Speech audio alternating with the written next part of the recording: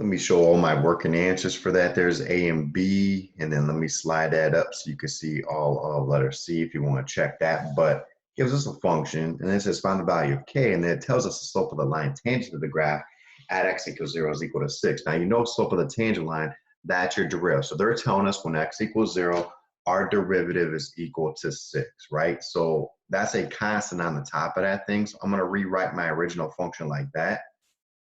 Bring that up to the top, and then just take the derivative, multiply by the power, decrease the power by 1, leave that inside alone. Remember to times it by the derivative of the inside, get rid of your negative exponents there. And again, they're telling us x equals 0, the derivative is equal to 6. So plug in 6 for the derivative, plug in 0 for all the x's, and then solve that for k. They tell us k is a positive number. That's why I'm not worrying about the plus or minus on this one. We just leave that as 1 over radical 3. So part A done.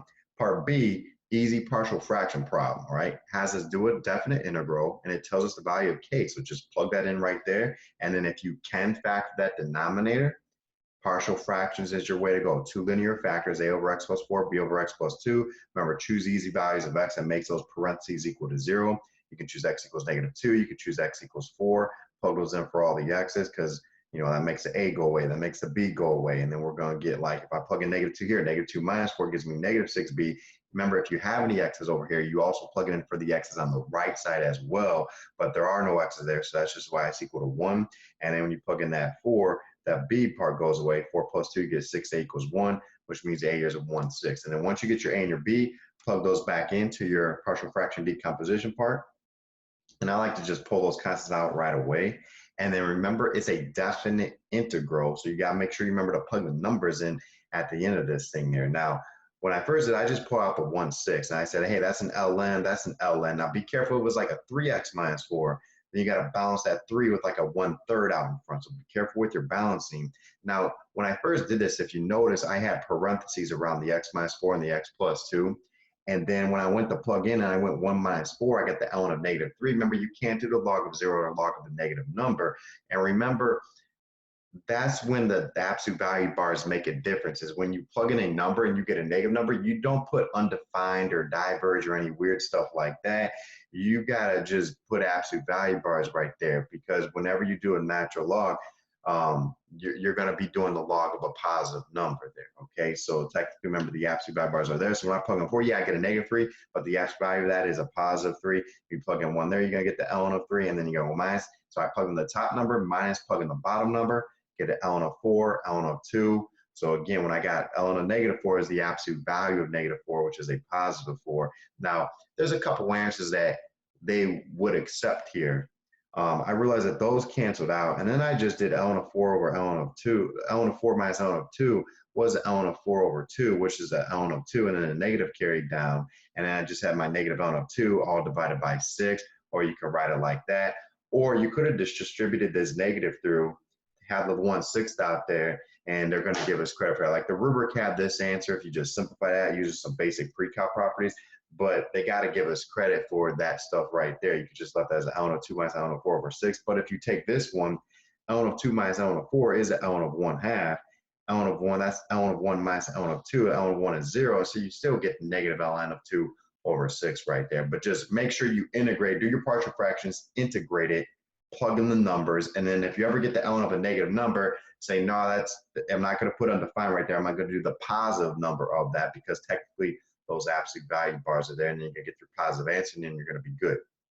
Now, what you got to be extremely careful on, any integral you do on this BC test there, it could possibly be an improper integral. Now, notice on letter C, it says k is equal to 1, so I plug that in the right away.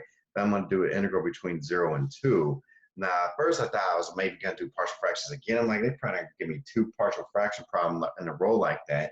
And then I noticed that I was getting like the same thing for that 1 over x minus 1 squared, right? But what you got to know, and I guess I probably should have checked that up here. Like if I set this denominator equal to 0, I get x equals 4 -2. But see, 4 -2 is not in that interval in between 0 and 1. That's why that was a normal integral. It wasn't an improper integral, okay? So I guess technically anytime you get the integral on there, on all these free responses, just check those denominators and check and see if it's an improper integral. So remember, if you have that denominator equal to 0, so I factored that, I got x minus 1 squared. X equals 1 is a point of discontinuity. That's like a vertical asymptote, on that graph, right? And then more importantly, the x equals 1 is smack dab in the middle between that 0 and 2 right there. That's what makes it improper. If I would have gotten x equals 3 or anything outside of interval, then I just do a normal integral there. So remember, the improper integral, you got to recognize that, break it up at that improper part, and it's in the middle. You got to break it up and do two separate things. That one I circled as the improper part, so I'm going to remove that, replace it with a b, do the limit as that b approaches that improper part that you just removed. We're going to approach 1. And then I have my function, and then I'm going to do plus the limit as a approaches, remove that, replace it with an a, and do the limit as that a approaches 1. And then when you remember what you do here when you have two separate ones, you integrate one at a time. If you get diverged, if you get like infinity or undefined for either one of them, it's going to diverge by the integral test. If you get a number for this, then you keep going to see if you get a number for this one. If you get a number for both of them, then that's your answer. That's going to be converge. But if you get infinity or undefined for either one or the other, it's going to be diverge right there. And because it's two separate parts of the graph, you got that vertical asymptote, just this part and this part. So if one thing you can't get an answer for it, you're going to put diverge. And then that's a 1 over u squared. All right, so that's u to negative 1 over negative 1. You get a negative 1 over u. And then so that's negative 1 over x minus 1. When you plug the x's back in, make sure you plug the x's back in. And so some of us sometimes forgot to do that on the actual test when we test over that in our integral chapter there. But then you plug in the b, plug in the 0, and then you got to remember to do the limit as that b approaches 1. Remember, anytime you get a number divided by 0, that's a kind of infinity, and so that's going to be diverged by our integral test right there. So that's why it says evaluate, find the value of that, or show that it diverges, and we did. And I guess a little technicality, not a huge deal, but technically if you wanted to be like perfect with every little detail here, when you do the limit as b approaches 1, you're coming from the left-hand side. You could put a little minus right there because you're going between 0 and b. So you're coming from like the 99-cent side. And over here, you're going from like 1 to 2. So you're starting at like $1 and a penny and going up to 2. So you could put a little plus right there if you really wanted to. If you forget that, you're not going to be deducted for that. They have on the rubric, are you identifying it's an improper integral and breaking that up like you're supposed to? Are you integrating it properly? And are you getting that diverge for your answer right there? So that's where we're going to rack up all our points there.